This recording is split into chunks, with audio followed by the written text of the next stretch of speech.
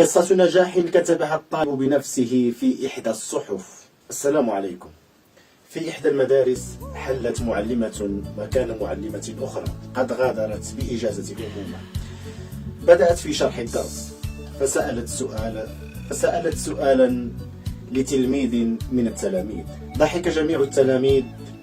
ذهلت المعلمة وأخذتها الحيرة والدهشة. ضحك بلا سبب. أدركت من خلال نظرات التلاميذ سر الضحك، وأن التلاميذ يضحكون لوقوع السؤال على طالب غبي في نظرهم. خرج التلاميذ.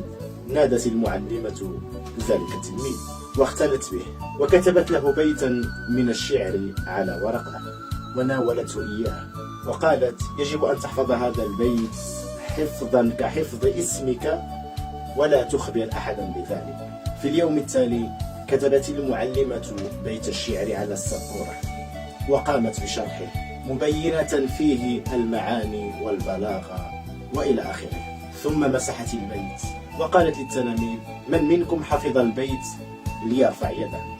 لم يرفع أي تلميذ يده باستثناء ذلك التلميذ. رفع يده باستحياء وتردد.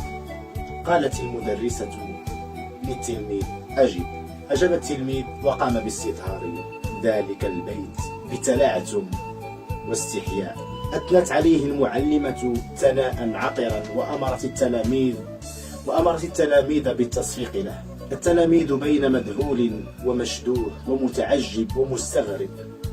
تكرر المشهد خلال أسبوع بأساليب مختلفة، وتكرر المدح والإطراء من المعلمة والتصفيق الحار من الطلاب.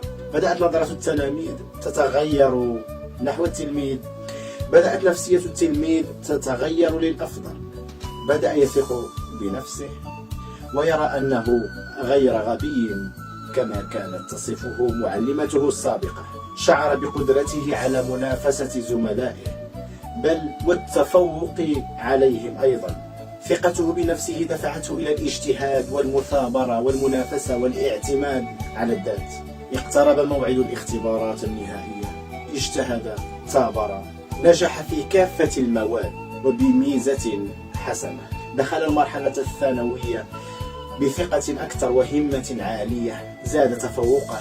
حصل على معدل أهله لدخول الجامعة. أنهى الجامعة بتفوق. واصل دراسته. حصل على الماجستير، والآن يستعد لمواصلة الدكتوراه. قصة نجاح كتبها الطالب بنفسه في إحدى الصحف، داعيا لمدرسته صاحبة بيت الشعر أن يثيبها الله خير الثواب. الناس نوعان: نوع أول مفاتيح للخير مغاليق للشر. يحفز، يشجع، يأخذ بيدك، يمنحك الأمل والتفاؤل، يشعر بشعور الآخرين، صاحب مبدأ ورسالة. أما النوع الثاني فهم مغاليق للخير مفاتيح للشر، مثبط، قانوط، مهمته وضع العراقيل والعقبات أمام كل جاد. دأبه الشكوى والتذمر والضجر وندب الحظ والتشاؤم. التلميذ كان ضحية هذا النوع من الناس، لكن عناية الله سخرت له مدرسة من النوع الأول، فكتب له النجاح في الدراسة. عزيزي الأستاذ، انتبه ثم انتبه، فأنت القدوة.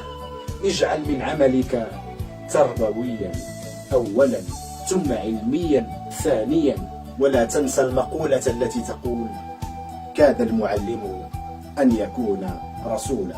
والسلام عليكم.